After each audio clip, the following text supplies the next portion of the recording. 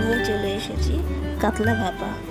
প্রথমে মাছগুলোকে নুন, হলুদ আর লেবুর রস মাখিয়ে আধ ঘন্টা রেস্টে রেখে দিতে হবে। তারপরে আমরা নেব হচ্ছে সাদা সর্ষে, কালো সর্ষে, পোস্ত, রসুন, লঙ্কা, নুন, হলুদ আর চিনি। এইবার সাদা সর্ষে, কালো সর্ষে, পোস্ত, নুন আর হলুদ এগুলোকে একটু শুকনো খোলায় গুঁড়ো করে নেব। নিয়ে তার মধ্যে জল, কাঁচা লঙ্কা আর রসুন দিয়ে এবার সেটাকে ভালো করে পেস্ট করে নেব। পেস্ট করে নেওয়ার পরে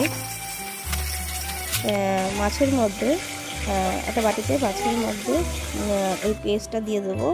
দিয়ে নুন, হলুদ, লঙ্কার নুন, হলুদ, কাঁচা লঙ্কা, একটু সর্ষের তেল, একটু চিনি, এগুলোকে একসাথে ভালো করে মিশিয়ে একটা টিফিন কৌটোর মধ্যে রেখে গরম জল করে তার মধ্যে টিফিন কৌটো রেখে এবার 45 মিনিট মতন ভাপাতে দেবো। তারপরে এটাকে নামিয়ে নিয়ে তোমরা ভাতের সাথে খেতেই পারো। ভীষণ সুন্দর হয়েছিল।